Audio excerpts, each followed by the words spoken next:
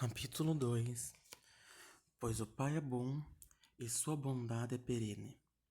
Seu sorriso desce dos céus para conceder bênçãos ao seu rebanho, que ele possa encontrar o contentamento à sua luz.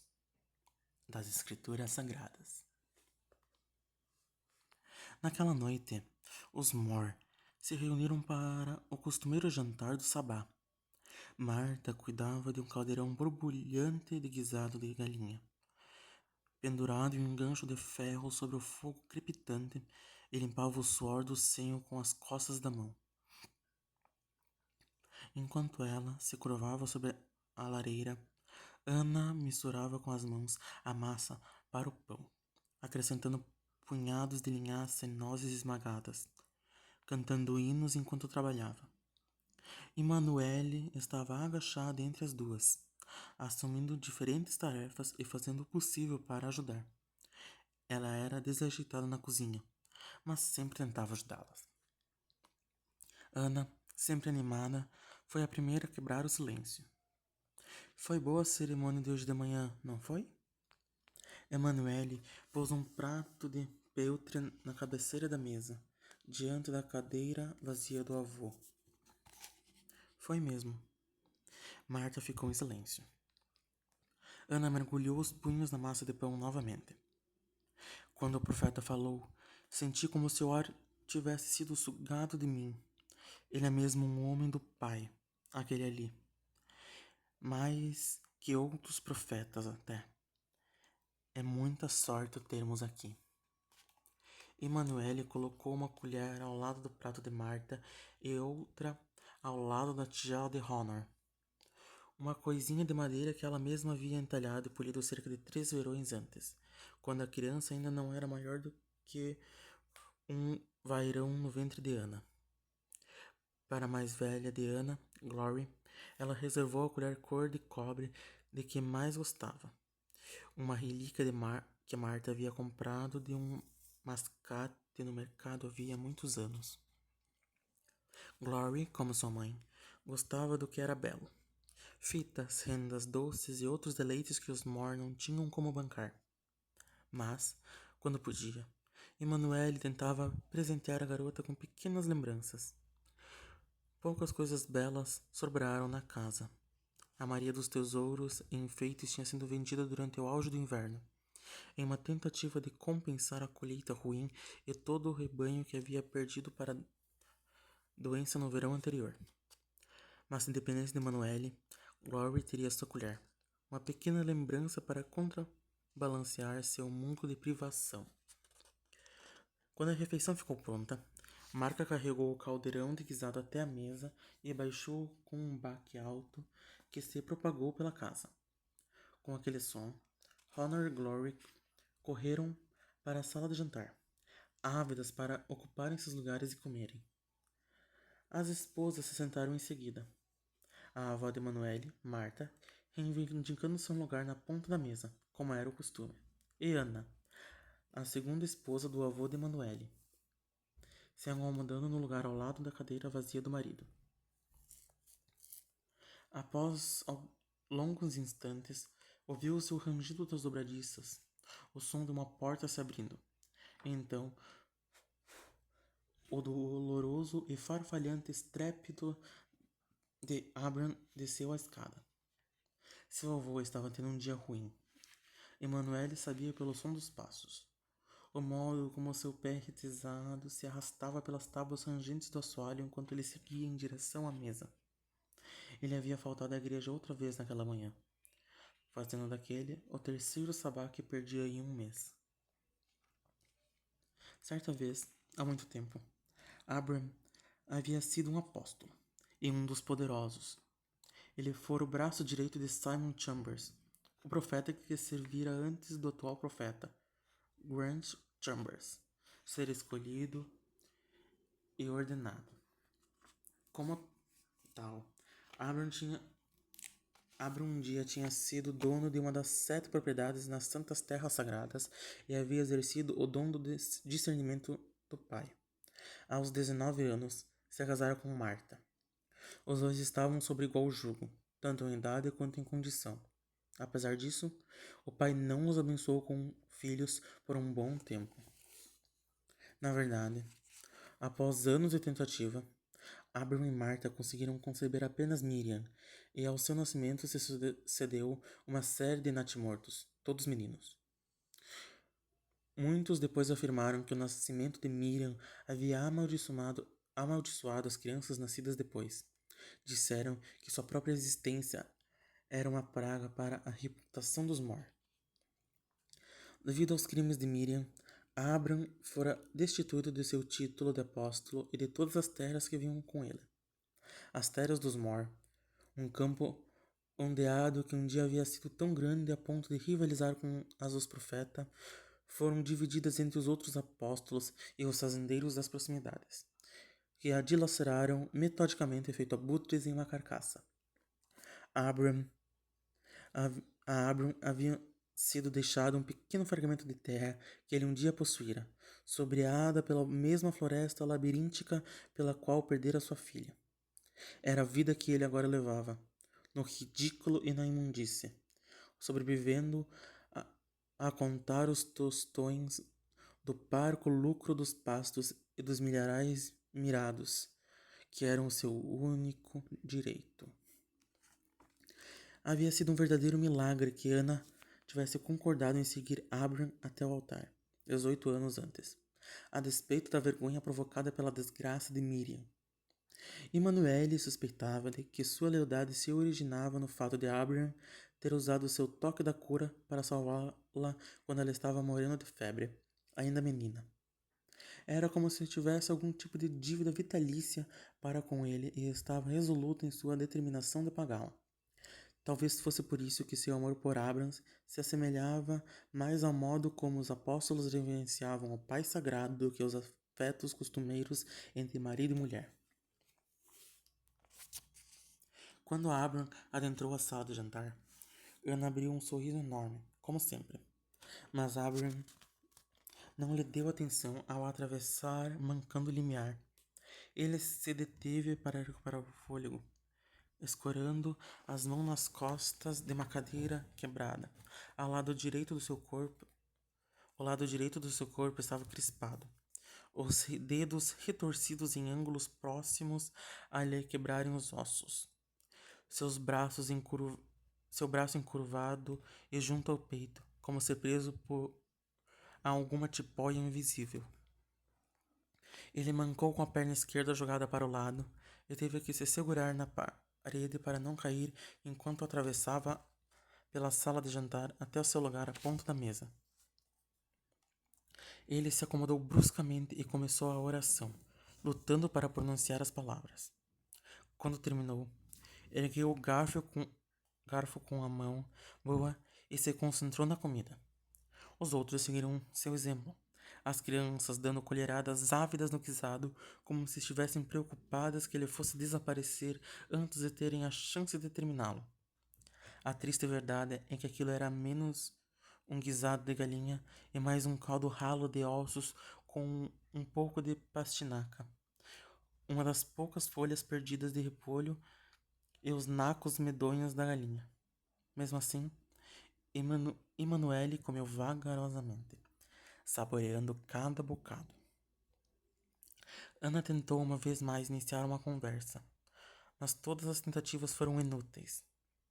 Marta manteve os olhos no cozido e as garotas foram espertas o suficiente para permanecer em silêncio, temendo a ira do pai. Abram, por sua vez, não falou muito. Ele raramente o fazia em dias ruins. Emanuele sabia que ele doía ter um dia sido a voz do profeta e agora, nos anos posteriores à morte de sua mãe, ter sido reduzido ao pária da vila, amaldiçoado pelo pai por sua leniência, ou assim diziam os rumores. Na realidade, Emanuele pouco sabia sobre o que tinha acontecido com Abram após a morte da sua mãe. Tudo o que sabia eram migalhas escassas que Marta oferecia, os fragmentos de uma história vil demais para ser contada por inteiro. 17 anos antes, sua mãe, Miriam, então noiva do profeta, entabulada entabulara relações ilícitas com o jovem lavrador das Carcanias. Meses depois, após o caso ser revelado, esse mesmo lavrador morrera na pira como punição por seus crimes contra o profeta e a igreja. Mas Miriam fora poupada, recebendo a misericórdia do profeta em razão de seu noivado.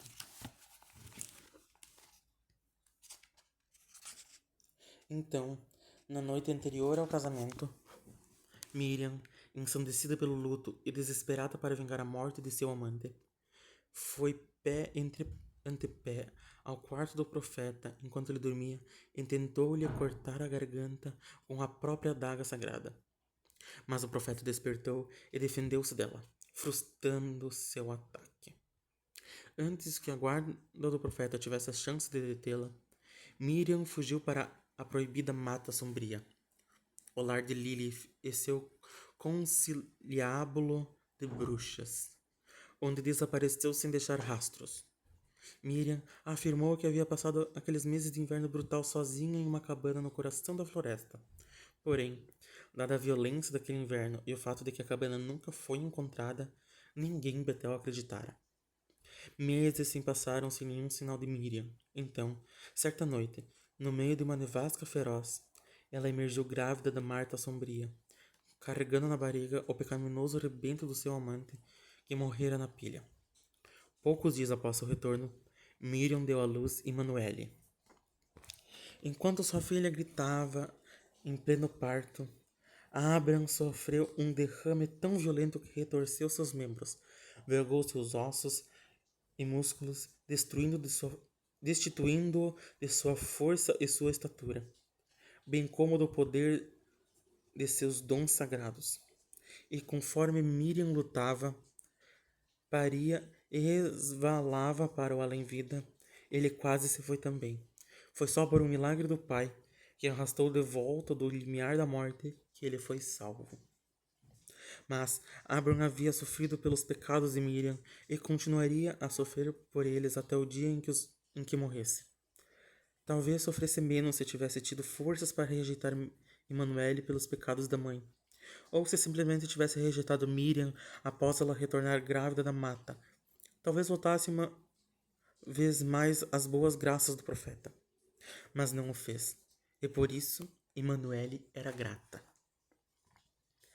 Você vai ao mercado de manhã?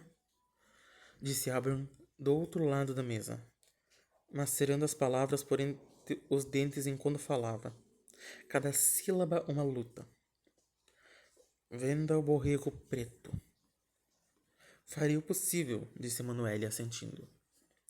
Se ele estava decidido a vender o borrego, deviam estar em extrema necessidade. Havia sido um mês ruim ao fim de uma cadeia de meses ruins. Eles precisavam desesperadamente do dinheiro. A doença de Abraham havia piorado no inverno após uma febre, e o gasto abrupto com remédios havia levado a família à beira da ruína. Era vital que Emanuele fizesse sua parte para aliviar o fardo, como todos ali. Cada um da casa dos Moore tinha um serviço ou um negócio. Marta era uma parteira abençoada com a língua do pai e, através dela, tinham o poder de invocar nomes dos céus. Ana era uma costureira de mão tão suave e olhos tão afiados que poderia seduzir até a mais fina renda. Abram, que havia sido carpinteiro, nos anos após o derrame, passara a entalhar pequenas figuras rudimentares que ele às vezes mascateavam no mercado. Até Glory, uma talentosa artista, apesar de ter apenas 12 anos, pintava pequenos retratos em xilogravura que então vendia aos amigos da escola. Honor, que era nova demais para adotar um ofício, ajudava como podia pela fazenda. E então havia Emanuele, a pastora, que tangia um rebanho de ovelhas com a ajuda de um campeiro. Toda manhã, exceto pelo sabá ou nas raras ocasiões em que Marta a levava junto para um parto particularmente difícil, Emanuele fazia a vigília das ovelhas. De cajado na mão, ela os levava até os campos do oeste, onde o rebanho passava o dia pasteando às sombras da mata sombria. Emanuele sempre havia sentido uma estranha afinidade pela mata sombria, uma espécie de agitação quando se aproximava dela. Era quase como se a mata proibida entoasse uma canção que apenas ela podia ouvir, como se a estivesse desafiando a chegar mais perto. Apesar da tentação, Emanuele nunca o fizera. Nos dias de mercado, Emanuele levava uma seleção de mercadorias, lã, carne ou carneiro, até a cidade para mascateá-las.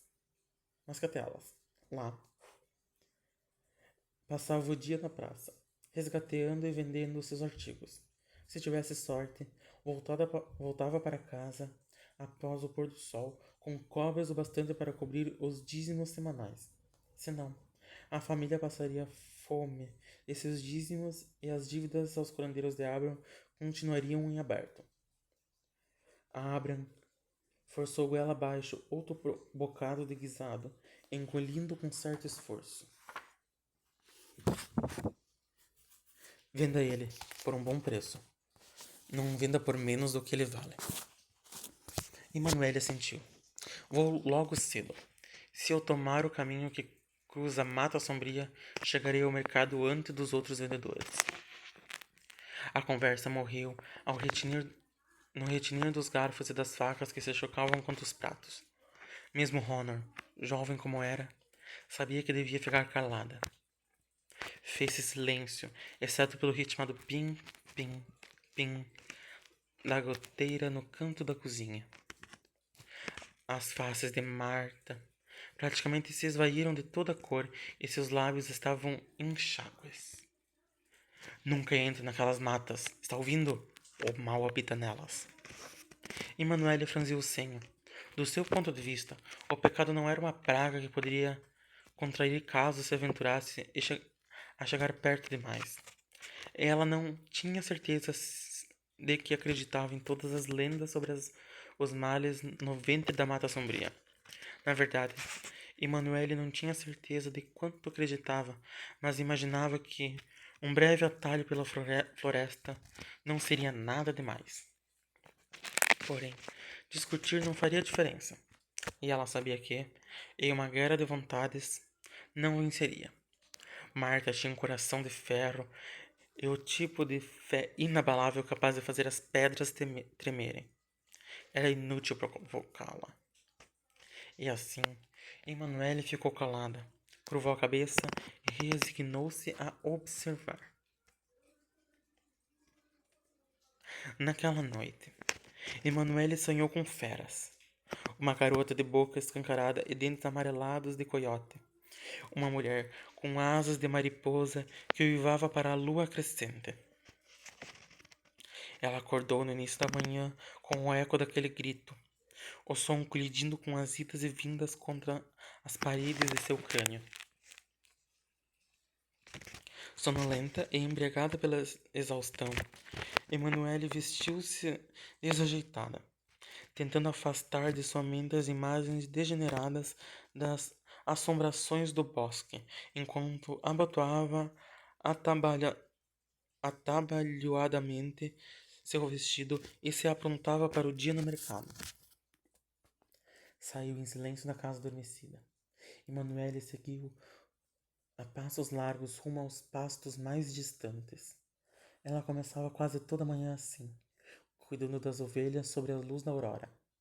Nas raras ocasiões em que não podia fazê-lo, como na semana em que pegou tosse convulsa, poucos verões antes, um campeiro que atendia pelo nome de Josiah Clark intervinha e assumia seu lugar. Emanuele encontrou o rebanho agrupado nos pastos do leste, logo além da sombra do bosque. Os corvos se empoleiravam nos galhos dos carvalhos e das bétulas na floresta ali perto, embora não entoassem canção alguma. O silêncio era quase tão denso quanto a neblina da manhã, e só era quebrado pelo som do acalento de Emanuele, que ecoava pelos sopés e campos distantes feito uma elegia. Não era um acalento normal, como as canções folclóricas ou de ninar que as mães cantavam para os filhos, mas uma versão de um antigo hino fúnebre que ela escutara em um enterro. A canção se propagava pelos pastos e, com o som, o rebanho se deslocou para leste, se alastrando feito uma onda pelas colinas ondeadas. Em instantes, as ovelhas estavam junto dela, balindo e trotando alegremente, se apertando contra sua saia. Mas o borrego, Judas, se deixou ficar para trás dos outros, seus cascos firmes plantados e a cabeça pendendo para baixo. Apesar da pouca idade, era grande e feroz, com uma pelagem preta felpuda e 2 pares de chifre. O primeiro se projetando feito uma adaga do topo de sua cabeça, o segundo se curvando para trás de suas orelhas e desponteando ao longo do feitio definido do focinho. Judas chamou Emanuele sobre o sibilo do vento na grama alta. Vem aqui, está na hora de irmos ao mercado. O carneiro pisoteou a terra, os olhos semicerrados. Quando avançou, as ovelhas se alvoroçaram e se separaram, os pequenos cordeiros tropeçando para abrir caminho. Parou a apenas alguns metros de Emanuele, a cabeça virada levemente para o lado para que ele pudesse encará-la pela curva retorcida do chifre. Nós vamos ao mercado. Ela ergueu o cabresto para que ele ouvisse, a corda se balançando acima do chão. Vou precisar prender você. O carneiro não se moveu. E, inclinando-se sobre um dos joelhos, Emanuele pôs suavemente o laço do nó sobre os chifres dele, retesando a corda aos puxões para apertá-lo. O carneiro resistiu, coiceando, pinoteando e sacudindo a cabeça, açoitando a terra com os cascos. Mas ela o conteve, firmando as pernas e segurando com força. A corda esfolando as palmas de sua mão, enquanto Judas se empoleirava e lutava. Calma, disse ela, nunca erguendo a voz para mais de um murmúrio. Pronto, está tudo bem. O carneiro sacudiu a cabeça uma última vez e bufou com força. Uma nuvem de vapor ondeando suas narinas, densa feita a fumaça de um cachimbo no ar frio da manhã. Vem, seu velho resmungão. Ela o instou a acompanhá-la com outro puxão no cabresto. Vamos levar você para o mercado. A caminhada pelas clareiras foi longa e, apesar da friagem do início da manhã, o sol estava quente.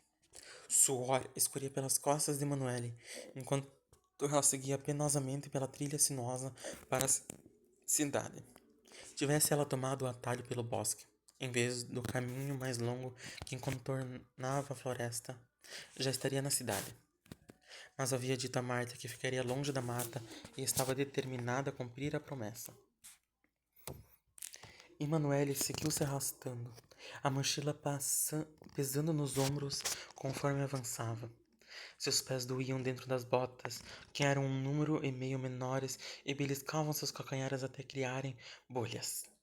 Com frequência, tudo que possuía parecia ser grande demais ou pequeno demais, como se ela não coubesse no mundo em que nascera.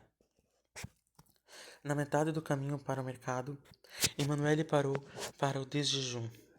Achou um lugar fresco à sombra de uma bétula e revirou o conteúdo da mochila em busca da fatia de queijo e do pão integral, duro, feito tijolo, que Ana havia assado na noite anterior. Ela comeu rapidamente. Jogou os farelos de pão para Judas, que os abocanhou e pinoteou a cabeça, dando puxões tão fortes no cabresto que ela teve que agarrá-lo pelos chifres para impedir que ele saísse em disparada. À distância, a mata sombria se agitava, quase parecendo chamá-la, com o vento soprando por entre os galhos, como uma língua secreta e sibilante.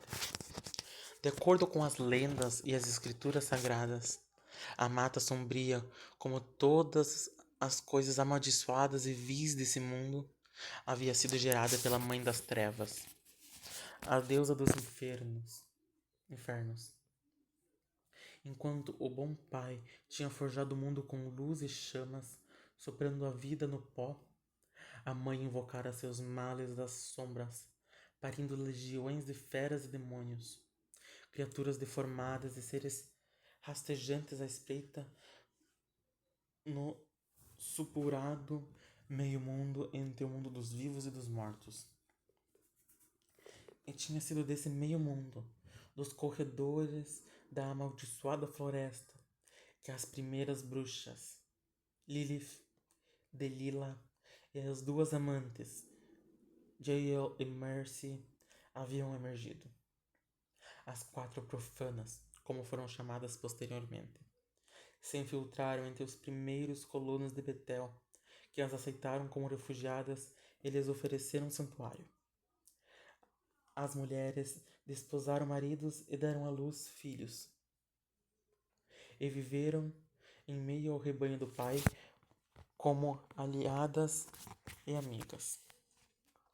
Mas, embora as quatro bruxas usassem a pele de mulheres humanas, suas almas eram feitas à margem da mãe e, assim como ela, queriam destruir a criação do bom pai, sufocando a luz dele com escuridão e sombra.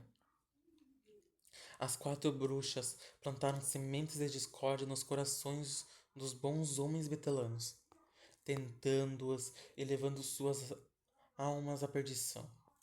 As raízes de sua falsidade eram profundas, e não demorou muito até que o jugo da terra passasse para elas. Foi só pela graça do Pai que um jovem de nome David Ford, o primeiro profeta, reuniu um corajoso exército de cruzados sagrados para derrubar as quatro rainhas bruxas com fogo e purgação em uma sangrenta rebelião, banindo suas almas para a mata amaldiçoada de onde haviam saído. O poder das bruxas e da deusa sombria, a quem serviam, perdurou até muito depois do término da Guerra Santa. Mesmo agora, seus fantasmas ainda assombravam a Mata Sombria, faminto pelas almas daqueles que ousavam adentrar seu reino. Era o que diziam as histórias. Quando terminou o café da manhã, Emanuele se levantou para continuar a jornada através das clareiras. A entrada principal agora serpenteava próxima à Mata Sombria. Ela podia ver as lápides pontilhando as margens da vegetação. Havia guirlandas de flores silvestres, lembranças de tributos, e até um pequeno par de sapatos de criança pendurado pelos cadarços em um mourão. Como se alguém acreditasse que a criança um dia fosse emergir das árvores para reivindicá-los. Essas relíquias eram tudo o que restava daqueles que haviam sido perdidos para a Mata Sombria, pois o que a floresta tomava, ela raramente entregava de volta. Emanuele e sua mãe eram exceções. Milagres, alguns diziam. Mas, em momentos de fraqueza, quando o vento remexia as agulhas dos pinheiros e os corvos cantavam suas canções, Emanuele sentia como se a Mata Sombria ainda tivesse poder sobre ela, como se a estivesse chamando para casa outra vez. Estremecendo, a garota seguiu caminhando, passando pelas choupanas e cabanas, e pelos milharais que oscilavam com o vento. Avançou ao longo da margem da floresta, seguindo a trilha do ribeirão. Acima de sua cabeça, o sol se deslocava e o ar ia ficando denso e pesado. Os extensos pastos das clareiras deram lugar às ruas calçadas de pedra de amas, o vilarejo no coração de Betel. Ali, celeiros e casas de fazenda eram substituídos por aglomerados de chalés de pedras de cantaria e casas urbanas com teto de ardósia. Edifícios de pedra com janelas de vitrais que reluziam sob a luz do meio-dia. À distância, assomando-se sob os telhados, estava uma das estruturas mais altas de Betel, ultrapassada apenas pelo campanário da catedral, chamada Portão Sacrossanto. Era uma maravilha de ferro forjado construída pelo primeiro profeta, David Ford. Para além do portão, havia uma ampla estrada de paralelepípedos ladeados por lampiões perenemente acesos. A Vila do Peregrino. Se Betel era vastos, uma ilha no vasto oceano da floresta, aquela estrada era uma ponte para os territórios estrangeiros muito além das fronteiras.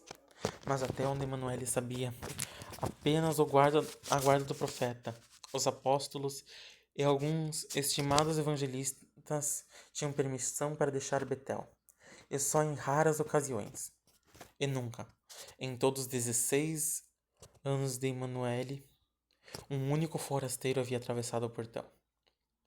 Às vezes, Emanuele se perguntava se as cidades além dos territórios betelanos eram apenas mitos, ou talvez o bosque interno, em seu eterno avanço, as tivesse devorado, como teria feito com Betel, se a luz do Pai não tivesse forçado a escuridão a recuar. Mas Emanuele sabia que essas ponderações estavam muito além de sua alçada. As complexidades do mundo, além do portão sacrossanto, eram responsabilidade dos apóstolos e do profeta, que tinham o conhecimento e o discernimento para refletir sobre elas. Agarrando com mais força o cabresto de Judas, Emanuele abriu caminho, se acotovelando pela multidão em constante adensamento do mercado. Como sempre, a praça estava apinhada de barracas. Havia bancas de velas e um açougue com carnes enxameadas de moscas em placas de gelo semi-derretidas. Ao lado do açougue, uma grande banca vendia rolos de tecido, exibindo um arranjo de brocados e veludos, sarjas e sedas macias. Quando Emanuele passou pela tenda do perfumista, sentiu um aroma do óleo requintado, preparado com flores e almíscar de mirra. O relojoeiro tinha uma banca bem em frente ao seu chalé. Em uma longa mesa de carvalho, ele vendia relógios e contadores para os homens refinados que se vestiam como quem podia pagar por eles. A poucos passos dali, uma sapataria oferecia botas de couro com fivelas que eram mais finas do que qualquer coisa que Manuel algum dia já havia possuído. Mais belas do que qualquer coisa que provavelmente ela algum dia poderia ter. Mas ela não remoeu esse pensamento. Fez questão de manter a cabeça bem erguida, sem nunca sair da estrada principal ou retardar o passo para examinar as mercadorias. Judas trotava ao seu lado, seus cascos pretos deslizando pelos paralelepípedos. As orelhas se curvavam para um lado e para o outro, e as narinas se alargavam enquanto o animal assimilava as vistas e os sons do mercado. Às vezes, ele se desviava, mas Emanuele mantinha a rédea curta para que ele nunca se afastasse mais do que um passo de seu quadril. Ao longo da estrada, acocorados com tigelas e canecas de moedas nas esquinas pavimentadas, ficavam os pedintes das carcanias. Muitos andavam descalços, levantando-se para recolher moedas dos pastantes gentis o bastante para ofertá-las. Mas a maioria dos frequentadores do mercado ignorava os pedintes. Os carcanenses eram exilados, considerados filhos inferiores e menos favorecidos do pai. Alguns poucos membros mais radicais do rebanho sugeriam que a própria aparência deles era uma punição, afirmando que a pele escura, cor de ébano, era um sinal exterior da afiliação interna à mãe das trevas, com as quais ela se assemelhava. Havia muitas histórias sobre como os carcanenses chegaram a Betel, mas a maioria acreditava que se tratava dos descendentes de refugiados que para lá tinham escapado em dias ancestrais. Eram muitos os rumores sobre a razão de sua fuga.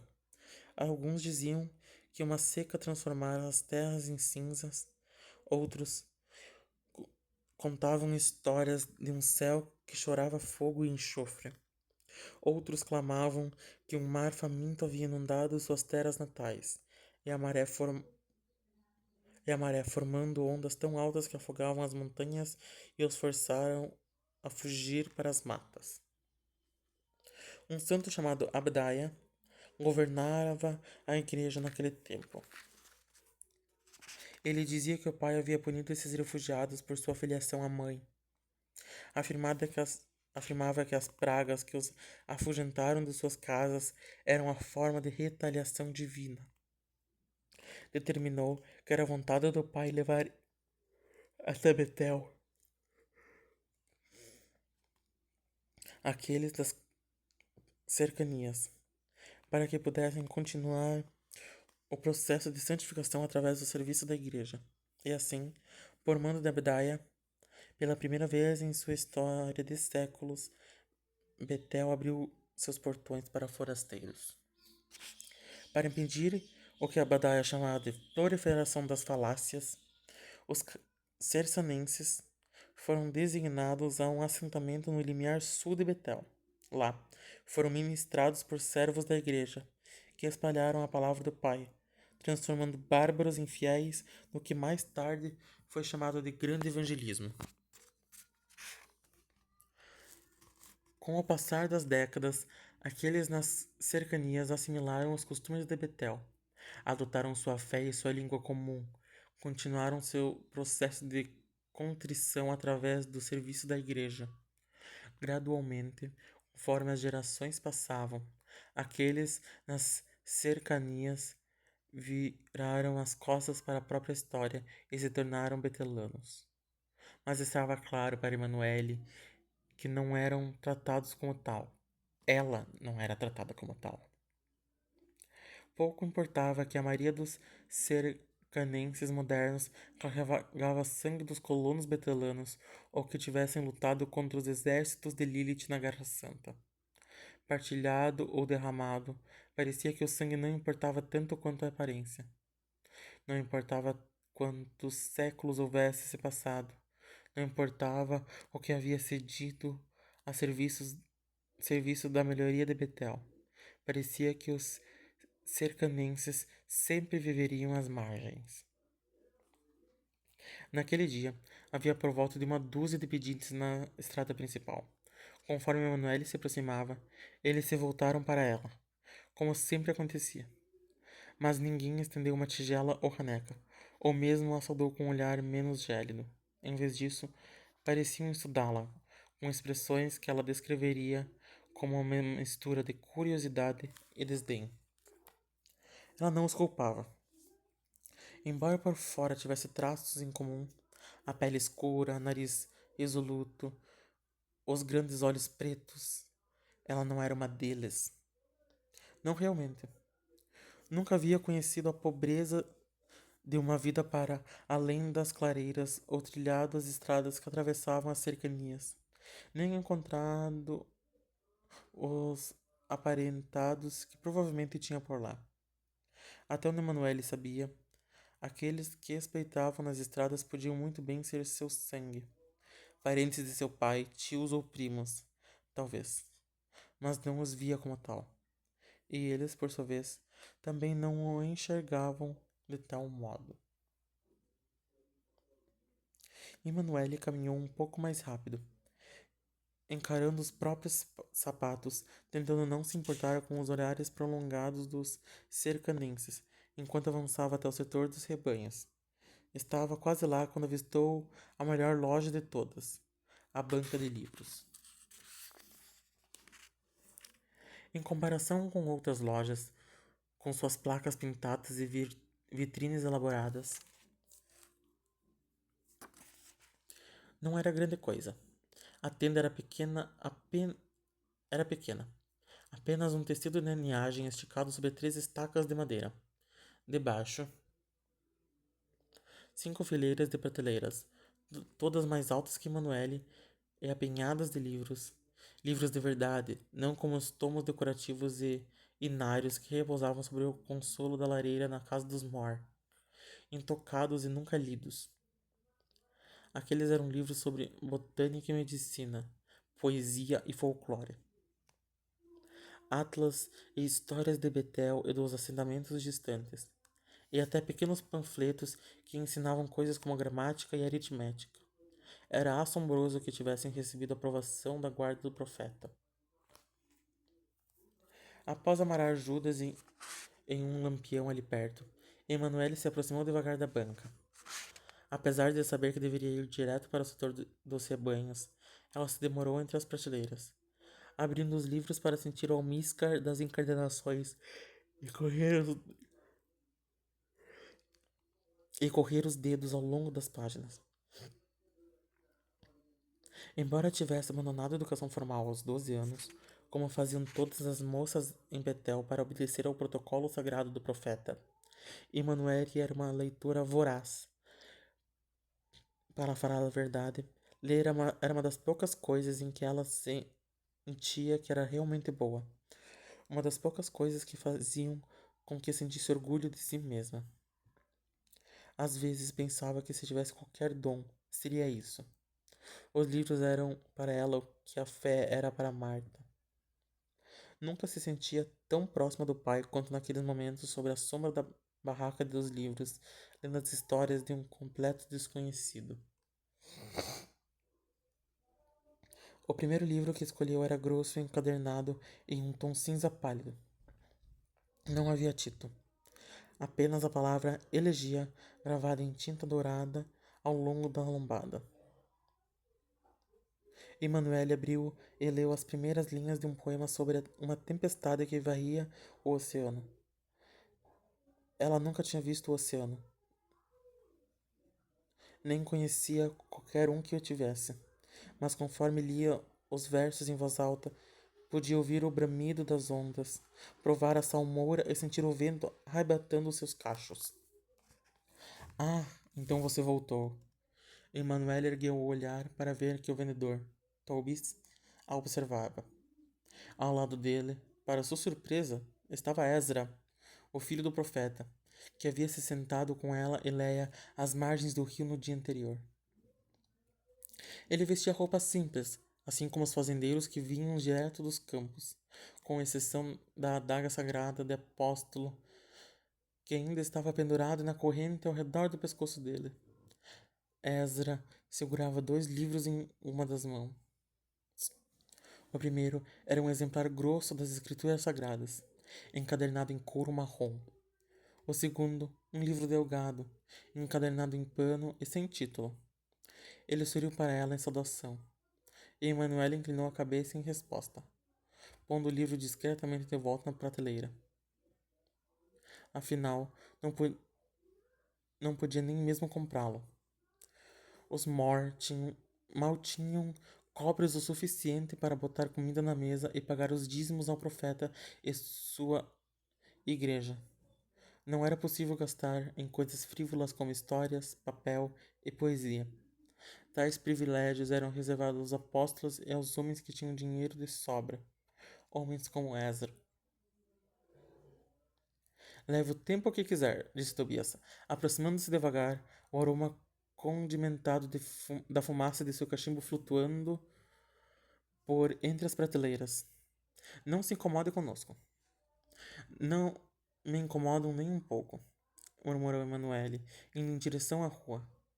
Ela gesticulou na direção de Judas, que atacava os paralelepípedos com seus cascos. Eu já estava de saída. Não estou aqui para comprar. Só mascatear. Bobagem, disse o vendedor através do cabo do cachimbo. Existe um livro para cada pessoa. Deve haver algo que desperte seu interesse. Emanuele tornou a observar Ezra. Seu refinado casaco de lã e suas botas polidas. Os livros encadernados em couro, enfiados sob o braço, tão bem feitos que ela imaginou que o preço de um seria suficiente para cobrir os gastos com remédio de Abraham por semanas a fio. Ela ruborizou. Não tenho dinheiro. O vendedor sorriu. Seus dentes saturados de aço e cobre. Então que tal uma barganha? Dou um livro e você em troca. Dou o livro a você em troca do carneiro. Por um instante, Emanuele hesitou. Alguma parte tola dela estava disposta a fazê-lo. Disposta a vender Judas em troca de umas poucas páginas de poesia. Mas então pensou em Honor, que tinha chumaços de pano enfiado nos sapatos para preencher os buracos e impedir que a umidade se infiltrasse. Em Glory e em seu vestido de segunda mão, tão largo que ficava pendurado nos ombros feito um velho saco de grãos. Pensou em Abram e em sua tosse ladrada. Pensou em todos os remédios necessários para curá-la. Ela engoliu em seco e balançou a cabeça. Não posso. Que tal isso daí? O vendedor indicou com o polegar o colar de sua mãe. Uma pedra do rio polida pendurada com um cordão de couro. Era uma lembrança rudimentar. Nada parecida com as pérolas e joias que algumas das moças betelanas usavam. Mas era uma das únicas coisas que Manuele havia herdado dela. E o estimava mais do que tudo. Essa pedra fica bem bonita em seu peito. Emanuele ergueu a mão até o colar por impulso. Eu. Ela já disse que não, interrompeu Ezra bruscamente, surpreendendo-a. Ela não quer o livro. Deixe em paz. O vendedor teve bom senso de obedecê-lo. Balançou a cabeça, feito uma galinha enquanto recuava. Como quiser, senhor. Como quiser. Ezra observou o mascate voltar aos livros, a boca comprimida, os olhos apertados. Algo no olhar dele lembrava Emanuele do modo como ele havia olhado para ela no sabá, do modo como titubeara, como se estivesse visto nela algo que não tivera a intenção de observar. Agora, Ezra se voltara para ela. Você lê? Emanuele corou, orgulhosa por ter notado várias de suas colegas, Leah, Judith e as outras, liam muito pouco e só sabiam os próprios nomes e alguns dos versículos mais importantes das Escrituras. Se Abraham não tivesse insistido para que Manuele aprendesse a ler e gerenciasse a fazenda dos Mora em seu lugar, poderia ter acabado como a maioria das outras garotas que o conhecia, que mal eram capazes de assinar o próprio nome e não sabiam diferenciar um livro de histórias de uma coletânea de poesia. Leio bem o bastante. Ezra ergueu uma sobrancelha. E está aqui sozinha? Não tem medo? Não tem um acompanhante? Não preciso de acompanhantes, disse ela, sabendo que, na melhor das hipóteses, isso era uma flexibilização do protocolo e, na pior, uma violação. Mas não via Ezra como um dedo duro. Ela soltou Judas do lampião e levou-o para a rua. Conheço as estradas bem o suficiente para fazer a viagem por conta própria. Para a surpresa dela, Ezra a acompanhou, a multidão se afastando conforme ela avançava.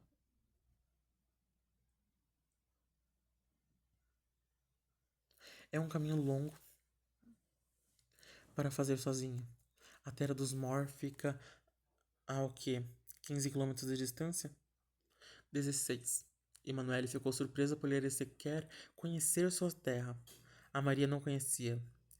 E não é problema algum. Eu levanto antes do sol nascer e chego aqui antes do meio-dia. E não se incomoda? Perguntou ele.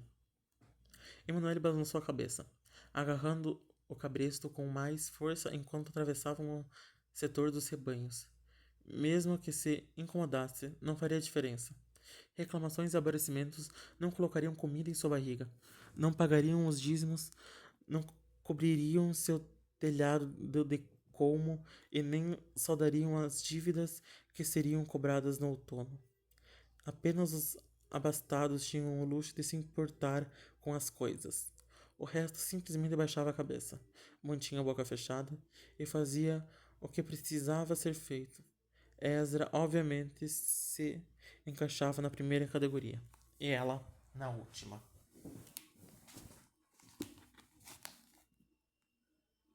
Na verdade, havia ficado surpresa por encontrá-lo no mercado. Como sucessor do profeta, Emanuel imaginava que ele teria responsabilidades mais importantes do que compras e permutas. Tarefas como essas eram um tanto indignas. Ainda assim, lá estava ele, caminhando com ela como se estivesse dando um passeio no sabá. carregando livros como se o profeta o tivesse enviado em uma demanda serviçal. Ezra percebeu que ela os encarava. Ele estendeu um deles, o maior dos três, com as palavras As Escrituras Sagradas em relevo dourado ao longo da capa. Tome, dê uma olhada. Emanuele balançou a cabeça, puxando Judas para longe de um galinheiro. Temos nossa própria cópia das Escrituras em casa. Ezra abriu um meio sorriso e lançou um olhar por sobre o ombro, tirando gentilmente o cabresto de Judas da mão dela. Não são escrituras. Emanuele pegou o livro cautelosamente. Por fora, era igual às escrituras, mas, quando abriu e folheou, não havia versículos ou salmos, mas sim figuras, rascunhos e reproduções em tinta impressa de estranhos animais, árvores, montanhas, pássaros e insetos que ela nunca tinha visto antes. Uma das poucas páginas estavam estampadas com desenhos de grandes reinos e templos, cidades pagãs em reinos bem além dos portões de Betel. Nesse instante, uma vaia sobrepujou-se aos ruídos do mercado. Emanuele ergueu os olhos para uma brecha na multidão e teve um vislumbre do alvo do escárnio. Lá, amarrada, amordaçada e cambaleando, estava uma jovem loira, a mesma sobre quem Durif e sua amiga mexericavam no sabá. A pobre moça que havia feito um fazendeiro local cair em pecado por meio da sedução e do meretrício. Ante a visão, Emanuele fechou o livro de Ezra tão rápido e com tanta força que quase derrubou na lama. Ela empurrou contra o peito dele. Pega de volta, por favor. Ezra revirou os olhos, entregando a ela o cabresto de Judas. E eu achando que uma garota com a audácia de dançar com os demônios não teria medo de coisas assim. Não estou com medo, mentiu ela. Os gritos da multidão ressonam em seus ouvidos. Mas esse livro, ele é uma enciclopédia, disse Ezra. Um livro de conhecimento. Emanuele sabia muito bem que só havia um livro de conhecimento e ele não tinha figuras. É proibido, é pecado. Ezra estudou-a em silêncio por um momento. Então, seu olhar percorreu o mercado até as garotas no tronco, que chorava e lutava contra as correntes. Não é estranho que ler um livro seja pecado, mas acorrentar uma garota em um tronco e deixá-la para os cães é normal de acordo com a obra do bom pai? Emanuele o encarou, perplexa. O quê? Ela nunca pensaria que o próprio filho do profeta, o herdeiro da igreja, ainda por cima, diria tal coisa, mesmo que fosse verdade. Ezra exibiu aquele sorriso torto, só que dessa vez o sorriso não alcançou os olhos. Vejo você no sabá, disse ele, e então, com um aceno de cabeça, foi-se embora.